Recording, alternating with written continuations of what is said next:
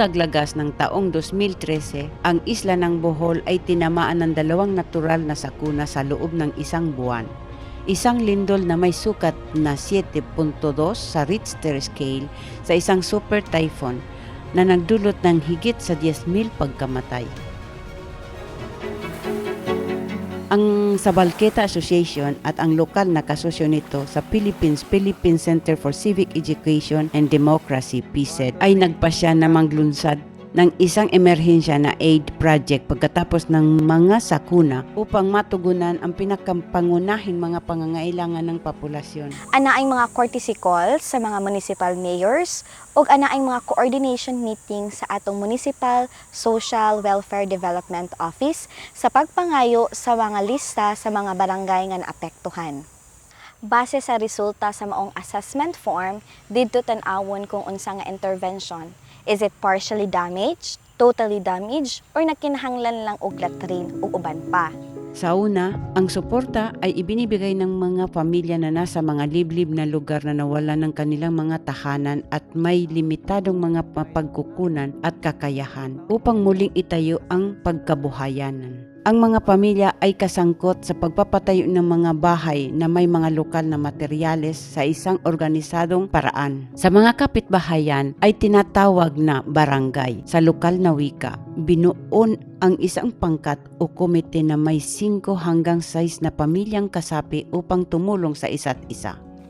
Sa pagtukod nga aning bayan, nakita na ho nga ang pagkabayanihan spirit kay both sides sa family is nag-isig tabanganay sila nga mahuman og tukod ang among bike kay within 2 weeks nahuman ra pod siya. Salamat sa isig tabanganay. Sa kabilang banda, ang mga pansamantalang silid-aralan ay itinayo para sa mga mag-aaral sa mababang paraan, mataas na paraan at silid na mag-aaral ng mga batang may edad na 6 pababa sa mga barangay at nilagyan ang mga ito ng mga pisara at gamit sa paaralan. Kaya't nakapagpapatuloy sila ng mga klase sa lalong madaling panahon, naghihintay na makatanggap ng tulong mula sa Provincial Department of Education kung saan itatayo muli ang mga gusaling semento na nawasak. Nagbigay din ng suporta para sa pagkukumpuni ng mga health center at nilagyan sila ng mga gamit ng paunang lunas na may mga pangunahing instrument at material para sa pangpapagaling at mga gamot para sa pangkalahatang panggamit. Gayun din, kinakailangan na tumulong sa muling pagpapatayo ng produktibong tela at palakasin ang lokal na ekonomiya upang ang mga pamilya ay magsimulang magkaroon ng sariling kita sa ekonomiya at matiyak ang hustong pangangailangan sa pagkain. Sa layuning ito, ang mga pamilya ng mangingisda ay natulugan ng mga bagong artisanal ng mga bangka at kagamitan sa pangingisda. At ang mga pamilyang magsasaka ay nakatanggap ng mga butik, mga itatanim na puno ng prutas, ang mga kagamitang trabaho pang agrikultura, pagsasaka at pangingisda. Kini nakahatag og kadasig sa hiniusa, dinalian ug abtik nga pagresponde sa pagtubag dili lamang sa mga katawhan kundi sa gobyerno, sa pribado nga sektor, sa national, local o international nga NGOs para sa dinalian nga pag-identify, pag-prioritize ug paghatag sa pundo para pagresponde sa mga panginahanglan. Sa loob ng 2 taon pagkatapos ng mga sakuna, nakatulong ang Sabalqueta at PCED sa kabuoang humihigit kumulang sa 18,000 katao salamat sa suportang pinansyal ng pamalahang Basque, ilang konseho ng lungsod ng Iuscadi, iba pang NGO, asosasyon, kumpanya at pribadong donor. Pagkatapos ng intervensyon ng humanitarian aid ay gawain sa lugar ay naglalayong mag-ambag sa pag-iwas at pagbabawas ng mga panganib sa harap ng mga natural na sakuna na isinasamas ang diskarte sa kasarian sa lahat ng mga aksyon. Ito ay isang gawain na kinakailangang nagpapahiwatig ng koordinadong gawain ng mga sektor sa iba't ibang antas, pambansa, regional, munisipalidad at barangay. Sa lugar ng mga barangay, nilikha ang mga Disaster Risk Management Committee na nakatanggap ng partikular ng pagsasanay sa mga pangunang lunas sa mga sanhi ng mga natural na sakuna. Mga hakbang upang maprotektahan ang mga kanilang sarili at mabawasan ang pinsalang dulot nito at mga kasalukuyang regulasyon sa bagay na ito. Gayon din binigyan diin ang pangangailangang pangalagaan at protektahan ang natural na kapaligiran at nagbibigay hindi lamang ng pagkain at materyales, kundi pati na rin ng proteksyon, regulasyon ng klima at kasiyahan. Mao nga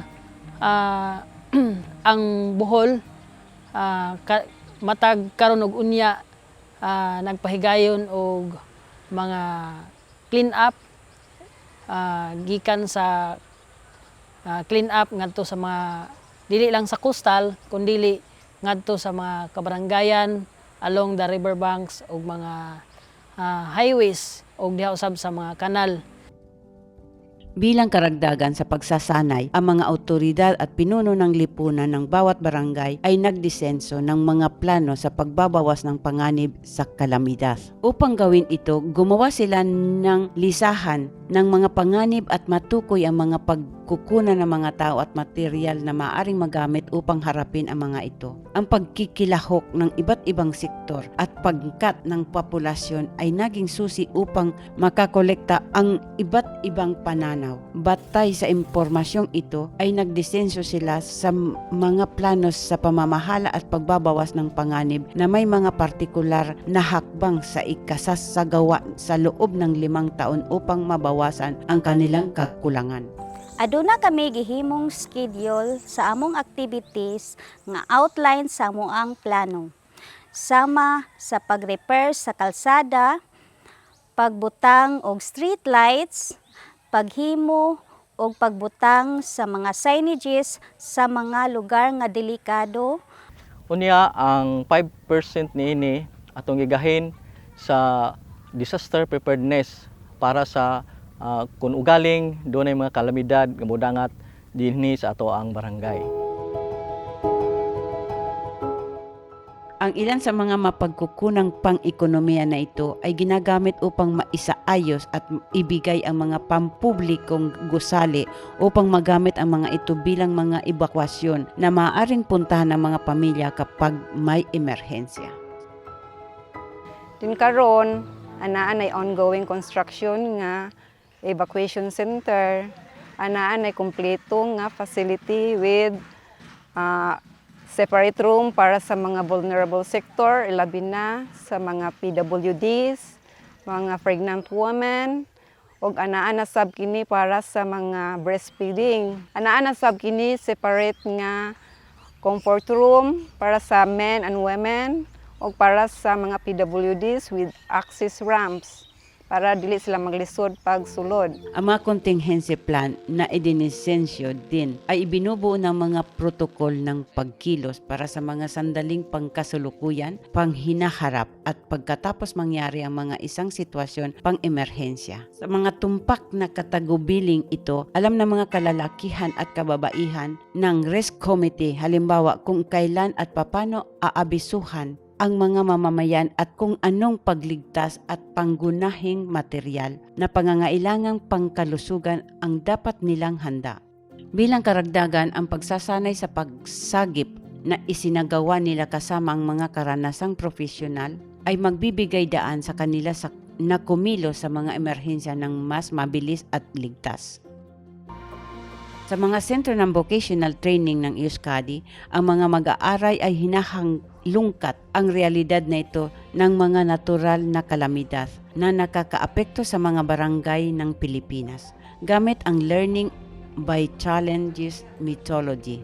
Nagtatrabaho sa mga kupunan, nagdisensyo sila ng mga panukala na maaaring magsilbi upang mabawasan ang mga kahinaan at populasyon.